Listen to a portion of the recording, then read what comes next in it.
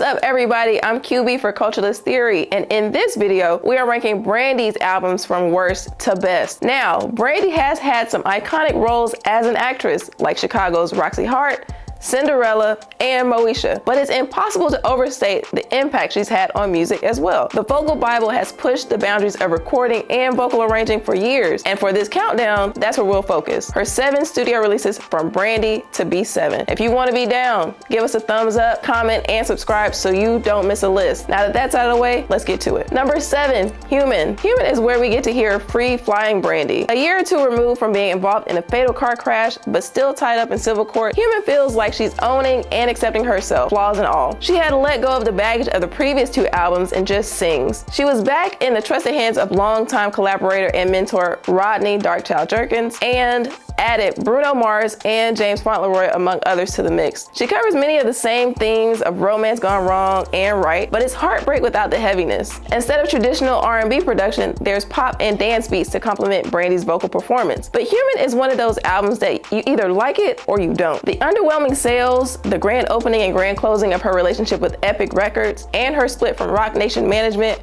proved that unfortunately most people don't. Number 6, Aphrodisiac. Aphrodisiac is like an awkward rebuilding album. There are star players on the squad, Timbaland as executive producer, Warren Campbell, and Kanye West with a track and a verse, but the absence of Rodney Jerkins, let's call him the head coach, looms large. Add to that her breakup with her A&R / let's tell everybody you're my husband, but really you're just my baby daddy, Robert Big Bert Smith, and the messy stint with manager Benny Medina, and it's easy to lose focus on the music. On that note, Aphrodisiac leans hard into the hip-hop sound of the day with tracks like Talk About Our Love featuring Kanye West and Where You Wanna Be featuring T.I. Brandy's performance was solid, and we know what Timbaland can do behind the board, but the chemistry was off. It just goes to show that it's hard to perform your best when your back office is a mess. Number 5, 211 is yet another sonic experiment from Brandy. She worked with Sean Garrett, Frank Ocean, and Rico Love, known for their R&B vibes. Album cuts like Slower, Paint This House, and Can You Hear Me Now show the sexier side of Brandy. She also worked with producers primarily known for hip-hop, like Mike Will Made It and Bangladesh. Thankfully, they were able to slow it down a bit and deliver something that felt authentic to B-Rocka. Lead single Put It Down featuring Chris Brown was made for radio and is the most commercially successful song from this record. The follow-up Wildest Dream, on the other hand, didn't make much noise, but what we didn't know is that Brand would go quiet for the next 8 years. Number 4, Full Moon. On Full Moon, Brandy steps into the 21st century and makes her presence known. Teaming up with album camp staples Rodney Jerkins, LaShawn Daniels, and Keith Crouch, B-Rocka dropped a solid project with sounds to match the times. Full Moon is a low-key album which starts to lag just when you think it's gonna pick up. That's because the singles What About Us and the title track Full Moon are such standouts that the deep cuts couldn't keep up. However, when it's all said and done, Full Moon did walk away with a Grammy nomination for Best R&B Contemporary Album. Number 3, Never Say Never. Never Say Never was Brandy's second album and did whatever the opposite of a sophomore slump is. First off, Brandy managed to turn a feud, real or imagined, into a #1 song. Clearly, that's the Versus precursor, The Boy Is Mine. Both Brandy and Monica each held her own, and the pair dominated charts for 13 weeks, walking away with a Grammy for their efforts. Then, Brandy's vocal storytelling and emotional sensitivity on Have You Ever, written by Diane Warren and produced by mega producer David Foster, are the beginnings of her becoming the vocal Bible. Add Almost Doesn't Count to that too. Never Say Never is also the beginning of her working closely with Rodney Darkchild Jerkins and the late LaShawn Daniels. Not to mention On Top of the World, another track that made Brandy a radio staple in the late 90s. Number 2, B7. To say B7 was highly anticipated is an understatement. 8 years since her previous release, and in the middle of a pandemic, fans were more than ready for new music from Brandy. And it just so happened to be her first project as an independent artist,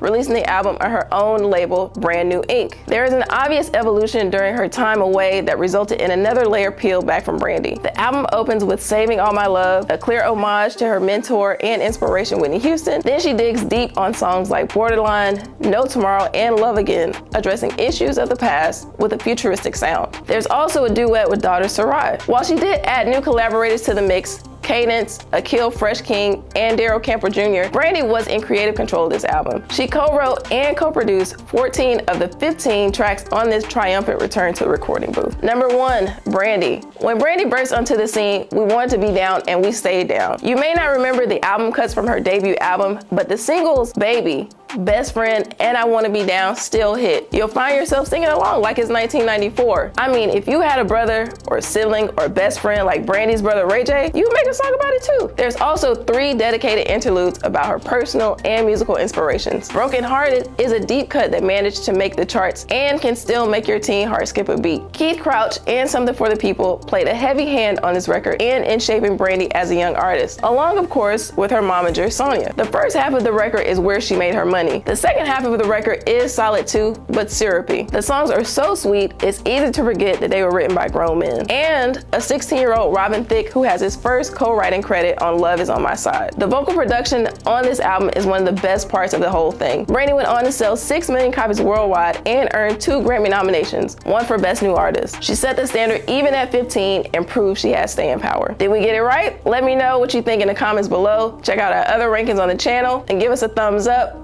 and subscribe so you don't miss a list. I'm QB for Culturalist Theory. I'll see you next time.